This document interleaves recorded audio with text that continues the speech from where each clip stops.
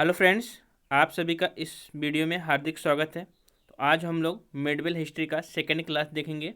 कल हमने देख लिया था फर्स्ट क्लास, जो कि मुस्लिम का आक्रमण था भारत पर।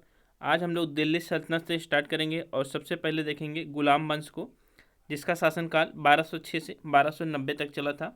तो इससे पहले यदि वीडियो को आप पहली बार देख रहे हैं तो प्लीज़ चैनल को सब्सक्राइब कर लीजिएगा, बेल आइकन ऑन कर लीजिए। सारी क्लासें पूरा कंप्लीट कराई जाएंगी, वो चाहे एसएससी सीजीएल 2022 के लिए हो या UP PCS 2023, RO UP triple S C PET 2022 जो अक्टूबर में होने वाला है, सभी के लिए मोस्ट इंपॉर्टेंट है। तो आज हम गुलाम वंश से संबंधित टॉप 25 क्वेश्चन देखेंगे। ऐसे ऐसे पाँचों वंश का देखेंगे तो करीबन आपका 150 क्वेश्चन हो जाएगा। 100% क्वेश्चन उतने से ही आएंगे। तो चलिए स्टार्ट करते हैं पहले क्वेश्चन से। तो आइए देख लेते हैं पहला क्वेश्चन। पहला क्वेश्चन आपका है कि गुलाम वंश का संस्थापक कौन था। तो गुलाम वंश स्टार्ट कब हुआ? 1206 में। तो 1206 से 1210 तक किसने शासन किया? तो कुतुबुद्दीन ऐबक ने किया। तो गुलाम वंश का संस्थापक कौन था? कुतुबुद्दीन ऐबक, जो कि मोहम्मद गोरी का गुलाम था, ध्यान में रखना। और कुतुबुद्दीन ऐबक ने कभी भी अपनी राजधानी दिल्ली नहीं बनाई, उसने अपनी राजधानी को लाहौर में स्थापित किया और कभी भी सुल्तान की उपाधि नहीं धारण की। क्या? सुल्तान की उपाधि कभी नहीं धारण की। उन्होंने सिपा सलार की उपाधि धारण की थी, ध्यान में रखना। किसकी उपाधि? सिपा सलार की उपाधि। और कुतुबुद्दीन ऐबक को क्या कहा जाता है? लाख बख्श के नाम से भी जाना जाता है। तो इतनी बातें कुतुबुद्दीन ऐबक के बारे में ध्यान में रखना। एक बात और, तुर्क जनजाति से बिलोंग करता था कुतुबुद्दीन ऐबक। तो कुतुबुद्दीन ऐबक के बारे में इतनी बातें आपको ध्यान में रखनी है। चलिए क्वेश्चन नंबर सेकंड देखते हैं कि दिल्ली सल्तनत में कौन सा सुल्तान लाख बख्श के नाम से जाना जाता है। तो दिल्ली सुल्तान जो है कौन? आपका कुतुबुद्दीन ऐबक। उसको क्या कहा जाता है? लाख बख्श। साथ में आपका कुरान खान, तो कुरान खान भी कहा जाता है। साथ ही साथ पील बाबा भी कहा जाता है, पील बख्श। क्या? पील बख्श। तो तीन नाम जाने जाते हैं कुतुबुद्दीन ऐबक के। और कुतुबुद्दीन ऐबक ने कहाँ पर? तो दिल्ली में क्या बनाया था? कुतुब उल इस्लाम मस्जिद। क्या? कुतुब उल इस्लाम मस्जिद। अजमेर में 2.5 दिन का झोपड़ा बनवाया था। तो ये सारी बातें। और कुतुब मीनार की नींव रखी थी किसने? कुतुबुद्दीन ऐबक ने। तो कुतुबुद्दीन ऐबक से संबंधित इतनी बातें आपको ध्यान में रखना है। चलिए क्वेश्चन नंबर थर्ड देखते हैं कि प्रसिद्ध फारसी त्यौहार नवरोज का प्रवर्तन किसने किया। तो नवरोज को किसने स्टार्ट किया था?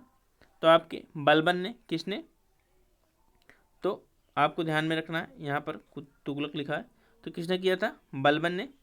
तो करेक्ट आंसर होगा क्या? Option number D. बलबन को क्या कहा जाता है?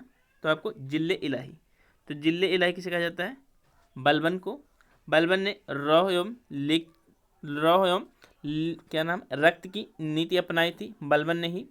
तो बलबन ही एक महान शासक था जिसने क्या किया था? इल्तुतमिश द्वारा शुरू की गई तुर्कान ए चहलगानी का क्या किया था? दमन किया था। इस बात को भी आपको याद रखना है। चलिए क्वेश्चन नंबर 4 देखते हैं कि अजमेर में स्थित 2.5 दिन के झोपड़े किसने बनवाए थे। तो अभी हमने बताया कि अजमेर में स्थित 2.5 दिन का झोपड़ा कुतुबुद्दीन ऐबक ने बनवाया था। तो करेक्ट आंसर होगा क्या? Option number D. Question number 5 देख लेते हैं। तो गाइस, वीडियो अच्छा लगे तो प्लीज़ चैनल को सब्सक्राइब कर लीजिएगा। कॉन्सेप्ट के साथ साथ एमसीक्यू पूरा कंप्लीट कराया जाएगा। आपको साथ में कॉन्सेप्ट भी बता रहे हैं और साथ ही साथ आपका एमसीक्यू भी हो रहा है। तो क्वेश्चन नंबर 5 है कि निम्नलिखित में से दिल्ली का प्रथम प्रभुत्व संपन्न सुल्तान कौन था। तो दिल्ली का प्रथम प्रभुत्व संपन्न सुल्तान, जिसको कहा जाता है दिल्ली का प्रथम वास्तविक सुल्तान, कौन माना जाता है? तो इल्तुतमिश माना जाता है। कब? तो 1211 से 1236 तक शासन किया किसने? इल्तुतमिश ने। ध्यान में रखना, इल्तुतमिश ने, जिसने पहली बार राजधानी दिल्ली बनाया।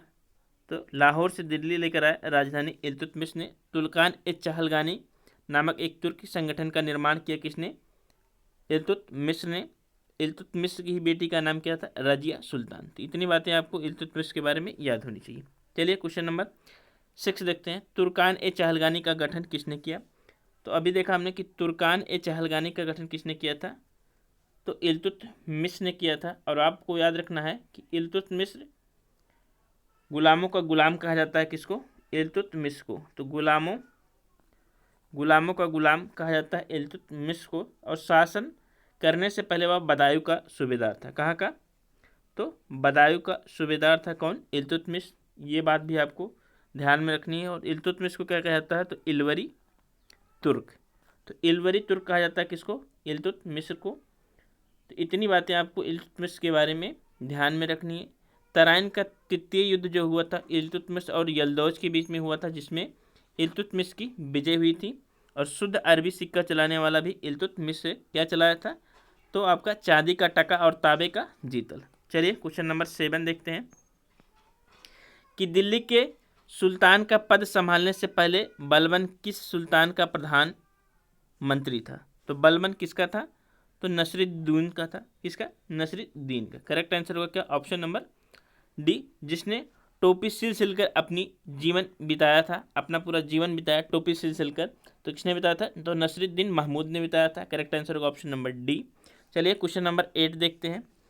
तो दीवान ए अर्ज नामक सैन्य विभाग की स्थापना किसने की थी? मोस्ट इंपॉर्टेंट है। तो दीवान ए अर्ज नामक सैन्य विभाग की जो स्थापना की थी वो आपके बलबन ने की थी। किसने? तो बलबन ने की थी। तो ध्यान में रखना, बलबन ने की थी। तो करेक्ट आंसर होगा कौन सा? Option number C. Question number 9 है कि निम्नलिखित में से किसने प्रसिद्ध कुतुब मीनार के निर्माण में योगदान नहीं दिया? योगदान नहीं दिया है पूछा है, तो किसने नहीं दिया? कुतुबुद्दीन ऐबक ने नींव रखी।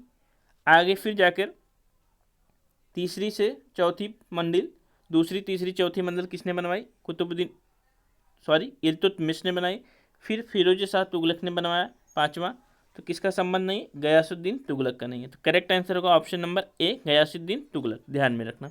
चलिए क्वेश्चन नंबर 10 देखते हैं। तो क्वेश्चन नंबर 10 क्या कह रहा है कि कुतुबुद्दीन ऐबक ने अपनी राजधानी बनाई थी। तो कुतुबुद्दीन ऐबक ने अपनी राजधानी बनाई थी क्या?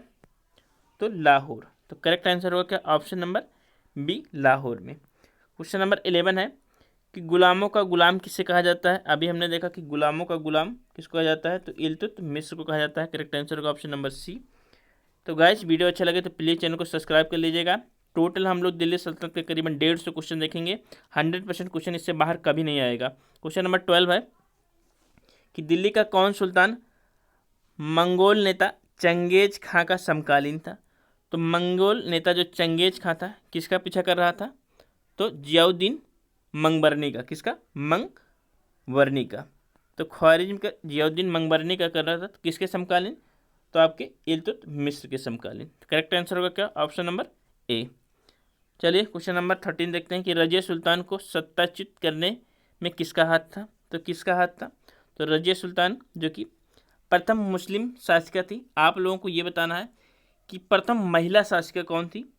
फर्स्ट महिला शासिका कौन थी? मुस्लिम नहीं, पूरा का पूरा महिला शासिका कौन थी? आप लोगों को नाम बताना है। इसके बाद रजिया सुल्तान को किसने किया था? तो तुर्कों द्वारा किया गया था। रजिया सुल्तान का विवाह किससे हुआ था? तो अल्तुनिया से हुआ था। किससे? अल्तुनिया से। और आते आते दिल्ली आते आते समय दोनों का कैथल में ही मार दिया गया था। दोनों को ध्यान में रखना। शादी किससे हुआ था? अल्तुनिया से। ये बात भी आपको ध्यान में रखना है। क्वेश्चन नंबर 14 है कि दिल्ली के किस सुल्तान ने सर्वप्रथम शुद्ध अरबी के सिक्के चलाए? तो शुद्ध अरबी के सिक्के किसने चलाए थे? तो इल्तुतमिश ने चलाया था। क्या चलाया था? तो चांदी का टका और तांबे का जीतल। तो याद रखना है आपको चीज़ें, चांदी का टका और तांबे का जीतल। चलिए क्वेश्चन नंबर 15 है कि दिल्ली के किस सुल्तान ने रक्त और लौह की नीति अपनाई? अभी देखा था हमने, रक्त और लौह की नीति किसने अपनाई थी? तो बलबन ने। करेक्ट आंसर होगा। बलबन अपने आप को किस वंशज को मानता है? तो अफरा-सियाब वंश का। किसका? अफरा-सियाब वंश का मानता है कौन? बलबन। इसको भी आपको ध्यान में रखना है। क्वेश्चन नंबर 16 है कि गुलाम वंश का अंतिम शासक कौन था? तो गुलाम वंश जो कि दिल्ली सल्तनत का दूसरा ऐसा वंश है जिसने सबसे ज़्यादा वर्षों तक शासन किया। कितना? 84 वर्ष तक। 94 वर्ष तक आपके तुगलक ने किया था। बात को याद रखना है। तो गुलाम वंश का अंतिम शासक कौन था? तो कैमोर्स था। करेक्ट आंसर होगा ऑप्शन नंबर डी।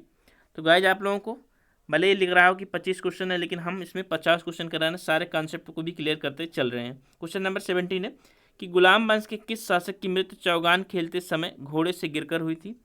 तो चौगान में खेलते समय घोड़े से गिरकर मृत्यु किसकी हुई थी? तो कुतुबुद्दीन ऐबक की हुई थी। तो करेक्ट आंसर होगा ऑप्शन नंबर बी। ध्यान में रखना। क्वेश्चन नंबर 18 है कि इतिहासकार हसन निजामी किस शासन के किस शासक के शासनकाल से संबंधित है? तो कौन? हसन निजाम। तो हसन निजाम किससे संबंधित है? तो आपकी इतिहास कुतुबुद्दीन ऐबक से। करेक्ट आंसर होगा ऑप्शन नंबर सी। क्या लिखा है इन्होंने? तो ताज उल मासिर। क्या? ताज उल मासिर। तो ध्यान में रखना है। और फ़क्र ए मुदबिर भी, तो फ़क्र ए मुदबिर कौन? फ़क्र ए मुदबिर का संबंध भी किससे है? कुतुबुद्दीन ऐबक से ही है। चलिए क्वेश्चन नंबर 19 देखते हैं कि कुतुबुद्दीन ऐबक द्वारा स्थापित कुतुब उल इस्लाम मस्जिद कहाँ स्थित है? आप लोगों को बताना है कि कुतुब उल इस्लाम मस्जिद कहाँ पर स्थित है। तो इसका जो करेक्ट आंसर होगा वो होगा ऑप्शन नंबर सी, दिल्ली में। अढ़ाई दिन का झोपड़ा कहाँ पर है? अजमेर में ही है। तो ध्यान में रखना, दोनों ही मस्जिद है। क्वेश्चन नंबर 20 है कि तराइन का तृतीय लड़ाई कब लड़ा गया? इंपॉर्टेंट क्वेश्चन है। तो तराइन का जो तृतीय लड़ाई लड़ा गया था किसके बीच? तो इल्तुतमिश और यल्दौज के बीच। तो यल्दौज हार गया था। तो कब हुआ था? 1200 कब में? तो 1215 में। ध्यान में रखना, तराइन का प्रथम युद्ध 1191 में हुआ था और तराइन का द्वितीय युद्ध कब हुआ था आपको बताना है। चलिए क्वेश्चन नंबर 21 देखते हैं कि दिल्ली के किस सुल्तान ने इक्ता प्रणाली की शुरुआत की थी? तो दिल्ली के किस सुल्तान ने इक्ता प्रणाली की शुरुआत की थी? तो इल्तुतमिश ने की थी इक्ता प्रणाली। आपको डिटेल में नहीं पढ़ना है, डिटेल में पढ़ने के लिए आप लोगों को डिटेल में वीडियो देखना पड़ेगा, क्योंकि इक्ता प्रणाली मेंस के लिए आता है। आपका जो वनडे एग्जाम है उसमें बस पूछा जाता है। तो इतना बात आपको ध्यान में रखना है। क्वेश्चन नंबर 22 है कि सुल्तानगढ़ी का मकबरा किसने बनवाया था? इंपॉर्टेंट क्वेश्चन है।